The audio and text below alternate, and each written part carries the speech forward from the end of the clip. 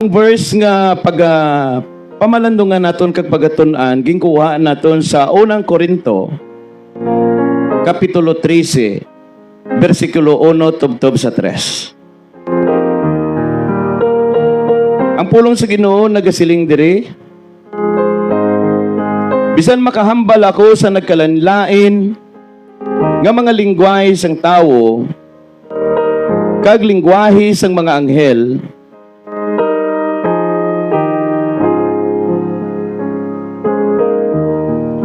kung wala ako sang paghigugma sa akon isig katawo, daw pariho ako sang agong nga magahod o kung lingganay nga matagsing. Verse 2, kag bisan makasugid ako sang mensahe sang Dios kag mahibaluan ko ang tanan nga tinago nga mga kamatuoran, pati ang nagkalain-lain nga kaalam, kag bisan mapasaylo ko ang bukid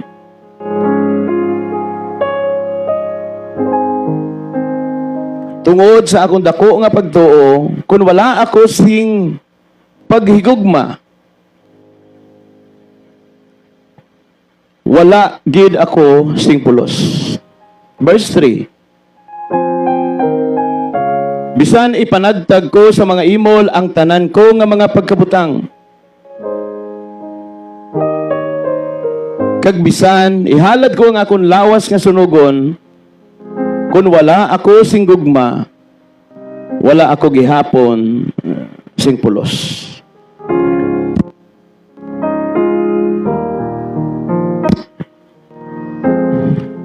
Mga muyo kita.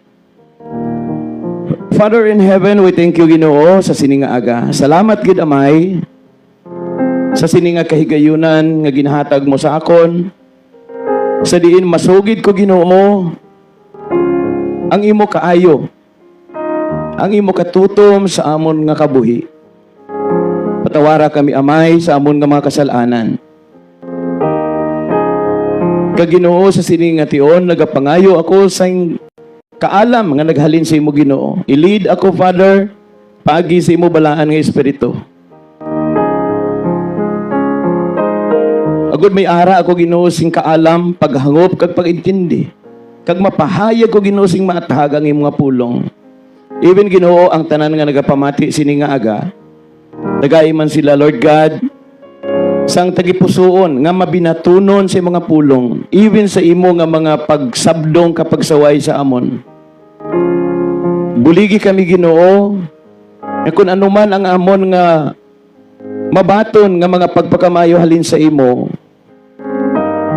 handa kami nga i-aplikar sa mga adlaw-adlaw nga pagkabuhi. Kay tungod ang imo nga pulong amo gid ang nagagiya sa amon.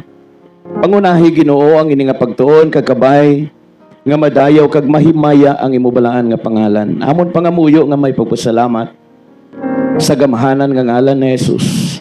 Amen. Ang title sa atong topic sini nga aga, nga kinahanglan gid kita maghigugma. Kung aton nahangpan ang mensahe sang aton nga Dios paagi sa iya nga mga pulong, maatahag kayo ang ini nga mga dinalan sugid sang dako nga kamatuoran. Bisan maangkon pa naton ang tanan nga kaalam. No, ginhambal diri sa verse 1, bisan makahambal pa ikaw sa tanan nga lingwahe sang tawo, bisan pang lingwahe sang mga anghel, kung wala ikaw sang gugma sa imo isig katawo, no, daw kaangay ka lang sang agong nga magahod o kung lingganay nga matagsing. No, ginmention pa dira sa verse 2, bisan gawali pa ka sa pulong sang Dios, bisan ang mga tinago nga kamatuoran na balaan nimo, bisan ang nagkalain-lain nga kaalam naangkon mo na, Kag bisan may pagtuo ka, nga bisan pagani ang bukid, mahimo mo nga mapasaylo. Pero kung wala ikaw gali isang paghigugma, sa gihapon initanan wala sing pulos. Ang voice diri sa verse 3, bisan ang tanan nga mga pagkabutang, ipanagtag mo ini sa mga imol. Kag bisan pagani ang kabuhi mo o ang lawas mo, ihalad mo nga sunugon, kung wala ikaw sang gugma, sa gihapon ang tanan wala sing pulos. Everything is useless in the eyes of the Lord kung wala ikaw sang gugma sa iya. Kung wala ikaw sang gugma sa imo tagipusoon. Ganit abyan, tama ka importante ang paghigugma.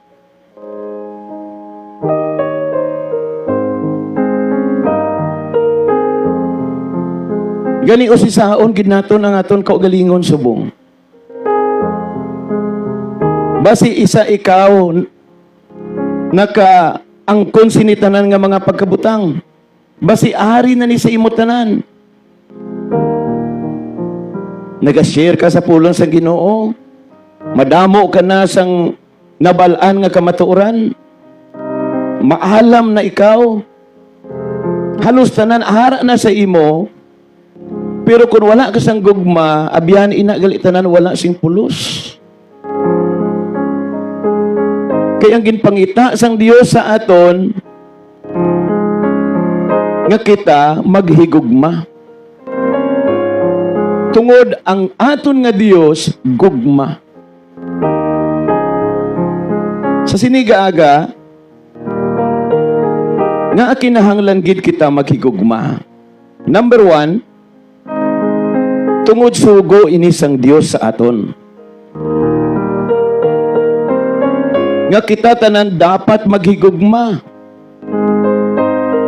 Maghigugma kita sa Dios, kag maghigugma kita sa aton isig katao. Kag ini mabasa naton sa Book of Matthew chapter 22 from verse 37 up to verse 39. May isa diri katawo nagpamangkot kay Jesus. Ano bala ang importante gid nga sugo sang Dios? Si Jesus nagsabat dire, may duha ka dalagko nga sugo sang Dios. Una, higugmaon mong Dios sa bugos mo nga tagipusoon, sa bugos mo nga kalag, kag sa bugos mo nga huna-una.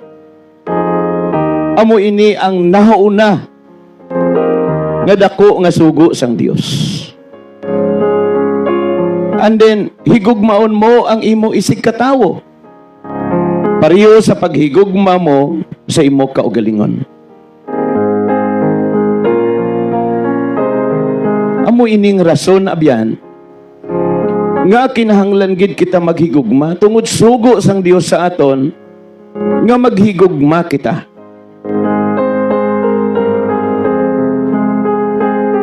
Ikaduwa, tungod mga anak kita sang Dios. Ang gugma, it's the evidence nga ikaw matutuod nga anak sang Dios. Gani, ang anak sang Ginoo, kinahanglan gid maghigugma. Kay pamatuod gali ini, nga ikaw, iya gid sang Dios. Ginambal pa diri sa 1 John chapter 4, verse 7 to 8. Nagsiling diri ang pulong sa Ginoo. Mga hinigugma, maghigugmaanay kita. Kay ang gugma halin sa Dios.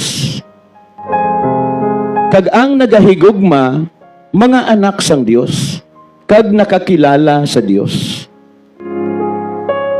Ang wala nagahigugma, wala nakakilala sa Dios, kay ang Dios gugma. So tama ka at hagabyan,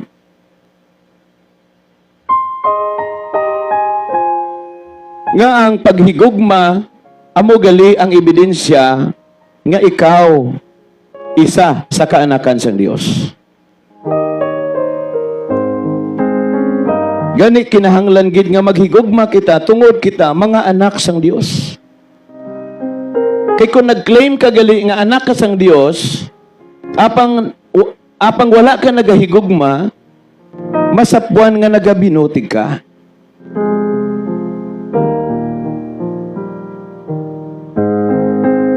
Masapuan nga ginadayaan mo lang ang imo kaugalingon. Ginapapati mo lang ang imo kaugalingon nga anak ka sang Ginoo.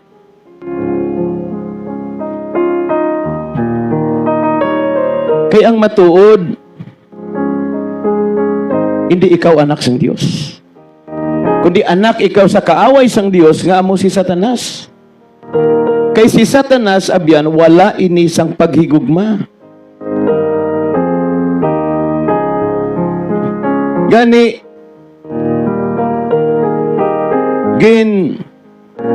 tudlo isang Ginoo sa aton kung ano ang rason nga bisan naangkon mo ang mga hiyas, ang kaalam, even ang mga tinago nga kamatuoran, even gali may pagtuo ka, kung wala kasing gugma, amo gali ina nga wala sing pulos ang tanan.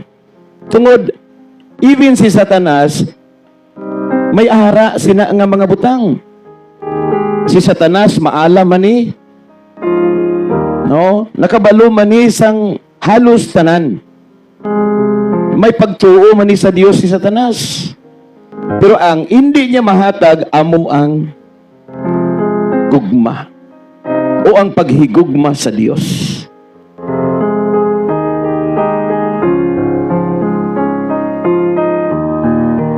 Gani, kita tanan nga mga kaanakan sa Ginoo, kinahanglan nga maghigugmaanay kita. Kay ang Dios nga ginaalagad naton, gugma. Number 3, nga kinahanglan gid kita maghigugma, tungod ang Espiritu sang Dios ari sa aton. Ang Espiritu Santo ari sa aton. Gani, ma-prove naton nga ang Espiritu Santo ari sa aton kung nagahigugma kita. Kay ang fruit of the Spirit is love. May siyam diri kabunga sang Espiritu Santo. Pero number 1 gid ang gugma. Gani kung nagahigugma kita, masapuan nga ang Espiritu sang Dios ari sa aton. Pero kung wala ikaw sang gugma, nag-claim ka nga ang Espiritu sang Dios ara sa imo, masapuan gid nga hindi ina Espiritu sang Dios nga ara sa imo, kundi Espiritu ina ni Satanas. Abyan, simple lang ini nga pagtuon naton kag pagpamalandong, pero dako ini nga reminder sa aton. Basi nagsalig kita nga kita anak gid man sang Dios. Pero kung wala kita sang gugma, no, gindayaan talang ang aton kaugalingon. Hindi gali kita anak sang Dios. Kasi gani siningaga pamangkuta ang imo kaugalingon. O si sa abi mo kaugalingon. May gugma gid man sa akong tagipusoon. O kung basi na punan ina sang kaugot, pagdumot, kaakig, kasingkal, kahisa, o si saa ang imo nga tagipusoon. Kung ang gugma sang Dios ara gid man bala sa imo. Nga nagahigugma kita, tungod ang Dios ang una nga nagahigugma sa aton. Mabasa naton dira sa 1 John 4:19. Nga nagahigugma kita tungod ang Dios amo ang una nga nagahigugma sa aton. Amo ini nga kita nga mga katawhan niya nagahigugma. Hindi pwede nga maghigugma ikaw sa Dios, pero wala ikaw naghigugma sa imo isig katawo.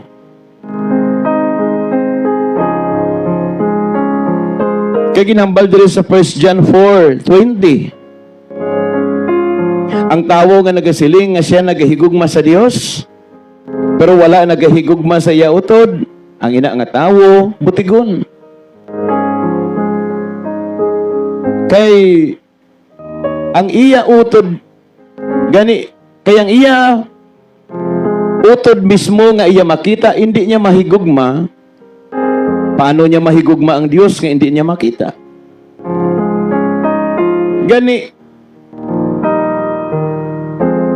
pamatud-an naton nga ginhigugma naton ang Dios. Paagi, sa paghigugma sa aton isig katawo. Kay hapos gid man lang maghambal nga naghigugma kita sa Ginoo. Pero mismo ang aton utod nga makita, hindi naton kaya higugmaon. Paano naton mahigugma ang Dios nga hindi makita?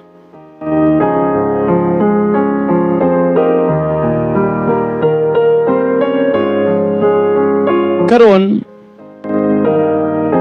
paano mahibaluan nga ang tawo nagahigugma? Balik kita sa aton gintun-an nga chapter sa 1 Corinthians, chapter 13, verse 4 up to verse 7. Ari diri ang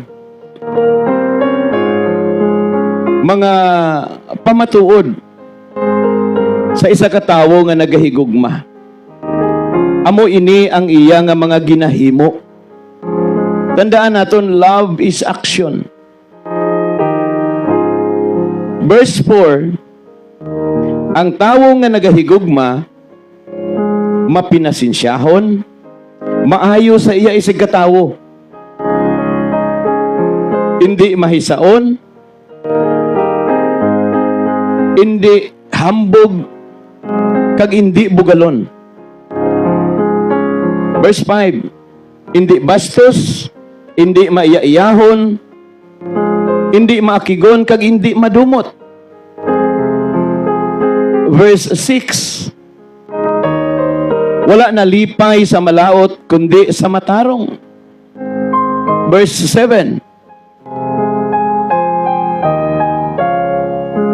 permi mainantuson, permi may pagsalig, kag paglaom, kag permi mabinatason.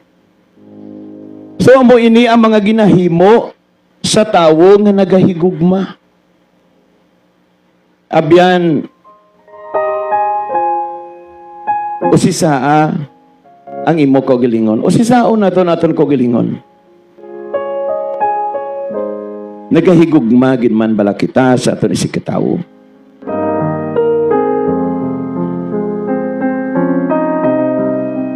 Kay kung wala kita nagahigugma sa aton isig katawo, hindi matuod nga nagahigugma kita sa Dios. Kung wala naton ginahimo ini nga mga butang, masapuan nga nagahigugma lang ta sa baba lang. Pero wala sa buhat.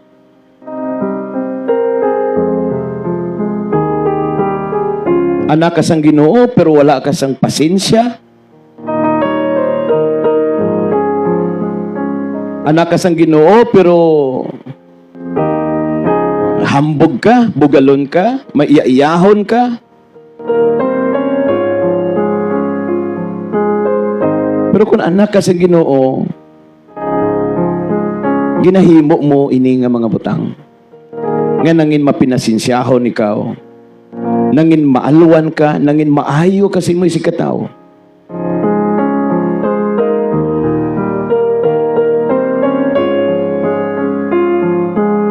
Hindi ka maiyaiyahon.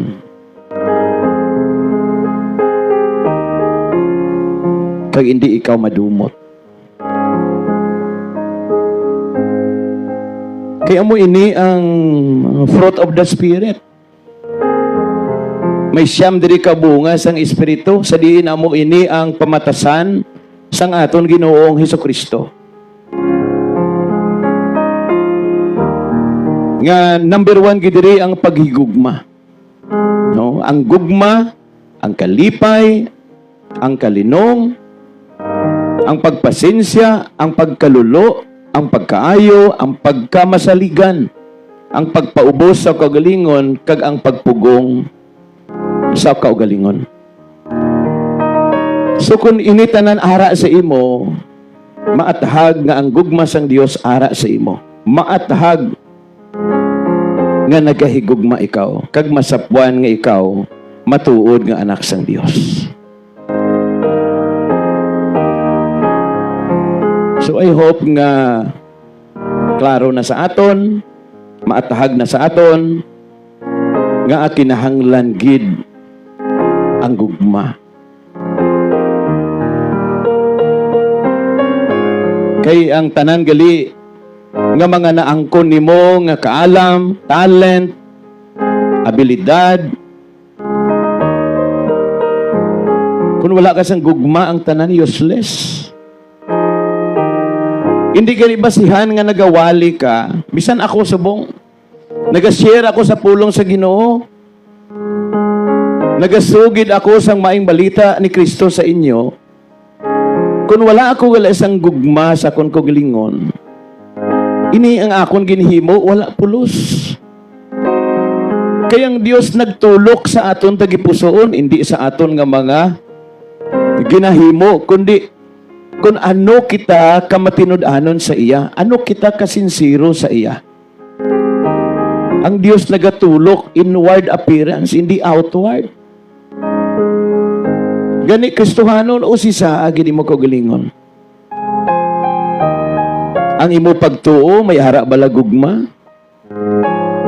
Kay kung wala sang gugma, ina nga pagtuo, wala pulos. Kay ginhambal naman dira sa Book of James, nga bisan pagani si Satanas nagtuo sa Dios, nagakurog pagani sa kahadlok. Pero wala siya labot sa kaluwasan, hindi siya makasulod sa ginharian sang Dios, tungod wala siya sing gugma. Gani ang pagtuo nga walay gugma, patay. Gani paano karon maprobe nga kita nagahigugma? Ginahimo nimo yadtong mga butang nga ginpahayag naton gaina. Dira sa 1 Corinthians 13 from verse 4 up to verse 7. Kag diri naton mahibaluan nga ang gugma importante gid kaayo. Kinahanglan gid nga maghigugma kita. Kay aton Dios gugma. Kung hindi kita maghigugma, hindi kita anak sang Dios. Hindi kita iya sang Dios. Sigurado iya kita ni Satanas. Kay si Satanas wala sing gugma. Agod maprobe, mapakita naton nga kita matuod nga anak sang Ginoo. Kinahanglan maghigugma kita. Short review, nga kinahanglan gid kita maghigugma. Number 1, tungod sugo ini sang Dios. Nga maghigugma kita sa Dios kag sa aton isig katawo. Kag tungod mga anak kita sang Ginoo. Dapat ari sa aton ang paghigugma sang Dios. Dapat ang mga kaanakan sa Ginoo nagahigugmaanay. Wala nagahisaay, nagabuligay. May pag-ulikid sa isa kag isa. Tungod mga anak kita sa Ginoo, dapat magahigugmaanay kita. Kag tungod ang Espiritu Santo ari sa aton, dapat ang gugma sang Dios makita sa aton. Ang pamatasan ni Kristo makita sa aton. Kag subong nagahigugma kita, tungod ang Dios ang una nga nagahigugma sa aton. As we close, mga muyo kita. Amay nga langit nun, Diyos nga labing balaan, Ginoo, salamat kit sini nga aga. Nga nahibaloan namon kung ano ka-importante gali ang paghigugma. Kay bisan na angko namon tanan, kaalam, manggad, talento, abilidad. Kung wala kami gali isang gugma, wala pulos initanan. Gani Ginoo, salamat gid sa kamatuoran. Nga kami nga imo nga mga katawhan dapat gid maghigugma. Maghigugma sa imo o Dios kag sa amon isig katawo. Kag ang tanan nga ginahimo namon dapat ginahimo namon ini tungod sa amon gugma sa imo o Dios.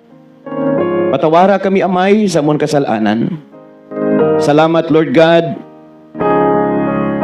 sa kamatuoran nga amon nasairan sini nga aga na halin si mo pulong. Salamat sa balaan nga espiritu nga naghatag kaalam sa amon nga mahangpan namon Ginoo ang imo nga pulong. Padayon ikaw Ginoo maga-preserve sini nga ministry. Padayon ikaw sustain sa amon kabuhi, even sa mga daily needs namon Ginoo. Ikaw gid ang maga-protect sa amon tanan, even amon pangabuhian, even sa amon adlaw-adlaw nga pagtrabaho, ikaw Ginoo ang magaubay. Ilikaw kami sa anuman nga disgrasya, balatian, katalagman, kalamidad, o anuman nga kapahamakan. Proteksyon kami amay. Paagi si mo gamahanan nga kamot. Even ang tanan nga mga followers sang tingog sang kaluwasan. Even ang tanan nga mga sharers namon Ginoo. I-bless man sila Ginoo upod sa ilang nga pamilya. Ginoo, salamat sa sining opportunity. Salamat nga naangko namon ang mga pagpakamayo espiritual nga naghalin sa imo Ginoo. Salamat kay Kristo. Salamat sa kaluwasan. Amon pangamuyo sa gamahan ng ngalan ni Jesus. Amen and amen.